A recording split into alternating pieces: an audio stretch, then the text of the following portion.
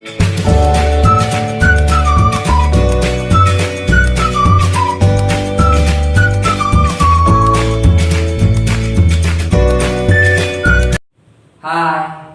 kembali lagi bersama saya di channel YouTube Kimia Santuy. Nah, video kita kali ini akan membahas materi tentang sifat koligatif larutan. Sifat koligatif larutan ini nanti ada 4. Yang pertama, penurunan tekanan uap. Yang kedua, penurunan titik beku. Yang ketiga, kenaikan titik didih. Yang keempat, tekanan osmotik. Nah, sebelum saya jelaskan nanti, tonton video ini sampai habis dan jangan lupa subscribe dan like agar kalian tidak ketinggalan video kimia menarik lainnya.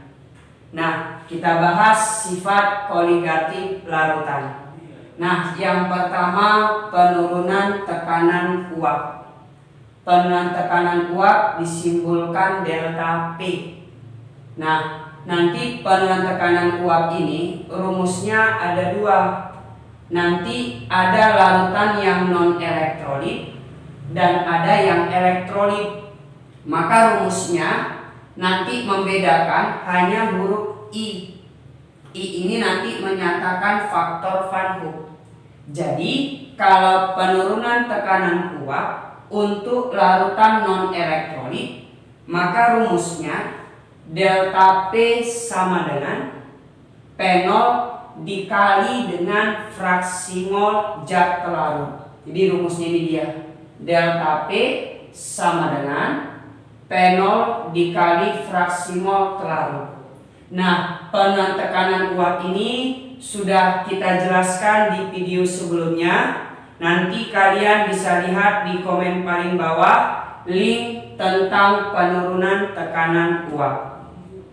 Kemudian larutan elektrolit, rumusnya delta P sama dengan P0 dikali fraksi mol pelarut kalikan dengan I-nya, faktor Van Hoek. Jadi I-nya di sini kita masukkan di sini mol zat larut kali I. Jadi yang kita kalikan I yaitu zat larutnya. Di sini juga mol zat larut kali I ditambah mol zat pelarut. Jadi pelarutnya nggak usah kita kalikan I, yang dikalikan I faktor Van Hoek hanya zat larutnya. Yang kedua, penurunan titik beku. Nah, titik beku ini bahasa Inggrisnya freeze. Maka disimbolkan delta TF. Nah, untuk larutan non elektrolit, rumus mencari titik bekunya delta TF sama dengan Kf dikali molaritas. Kf dikali molaritas. Kalau larutan elektrolit, maka rumusnya tinggal kita tambahkan dengan I. Jadi delta TF sama dengan Kf kali M kali dengan I. Kemudian yang ketiga, kenaikan titik didih. Didih bahasa Inggrisnya boil. Maka disimbolkan B, delta TB, kenaikan titik didih.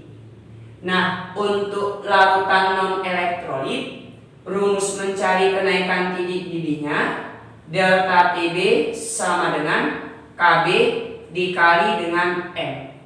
Tapi kalau larutan elektrolit, ujungnya kita tambah kali dengan I. Delta TB sama dengan Kb kali M kali I. Yang keempat, tekanan osmotik. Untuk larutan non elektrolit, rumus mencari tekanan osmotiknya P sama dengan M kali R kali T.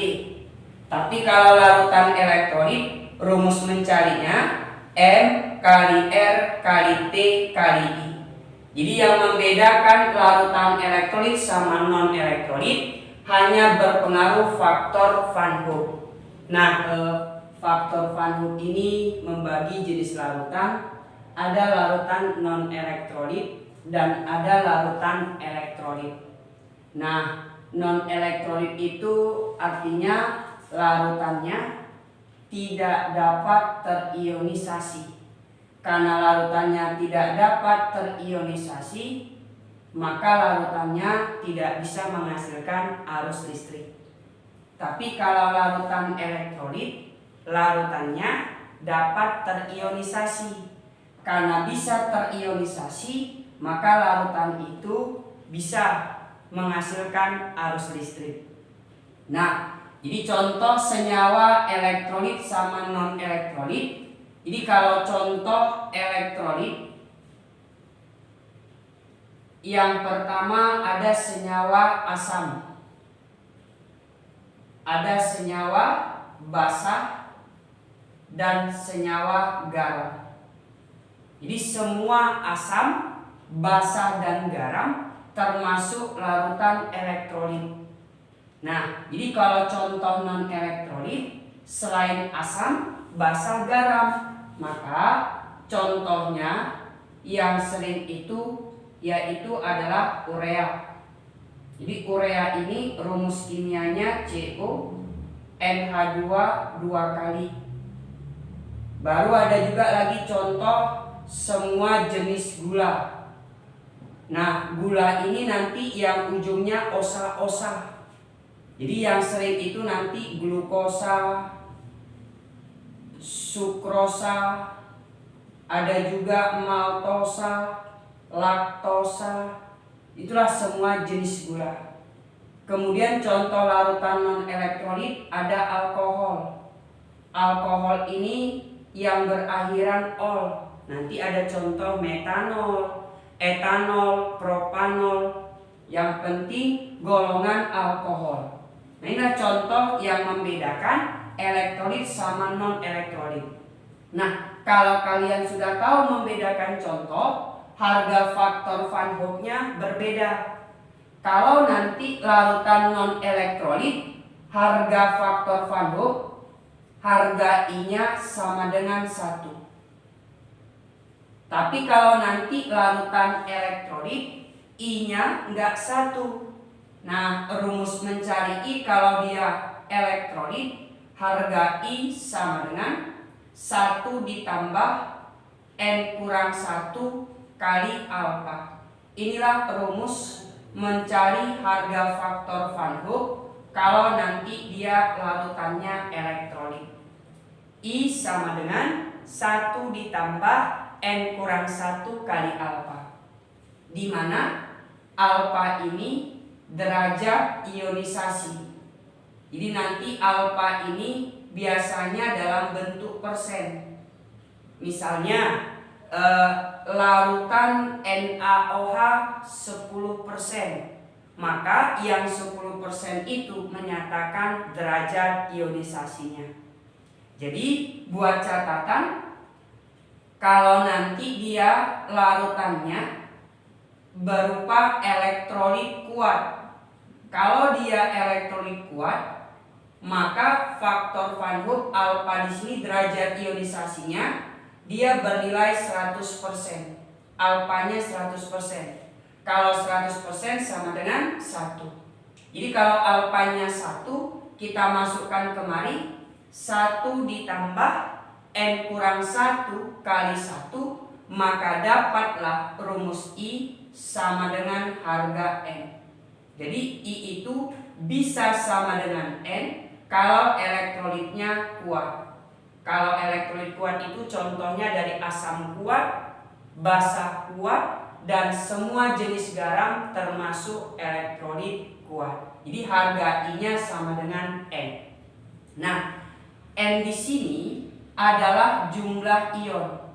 N di sini adalah jumlah setelah diionisasi atau jumlah ion. Maka cara cepatnya seperti ini. Cara triknya mencari jumlah ion.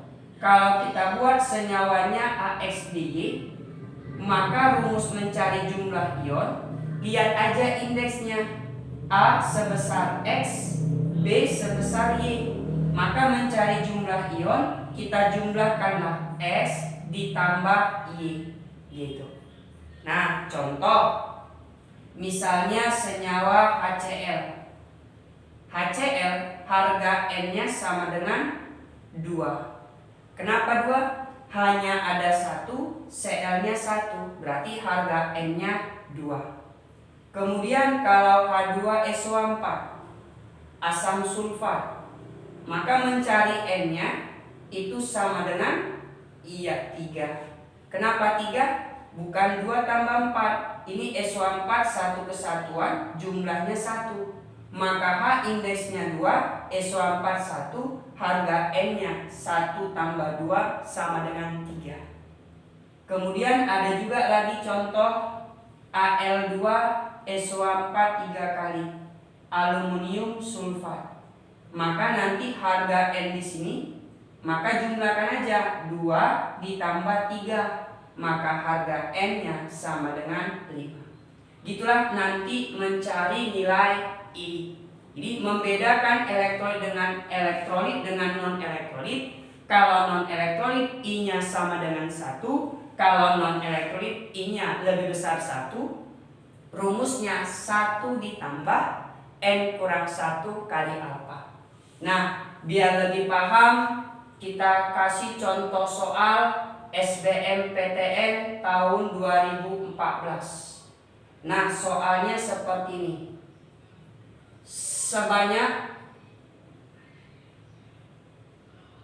1,335 gram aluminium klorida, rumus kimianya AlCl3. Aluminium klorida ini Mr-nya sama dengan 133,5. Dilarutkan dalam 186 gram air. Jika Kf air, Kf-nya 1,86 derajat Celcius per molar, yang ditanya tentukan titik beku larutan. Nah, kalau ada soal seperti ini gampang aja kita jawab. Nah, katanya dalam soal dikasih tahu aluminium klorida AlCl3 yang masanya 1,335 gram. Maka kita cek aluminium klorida ini termasuk garam.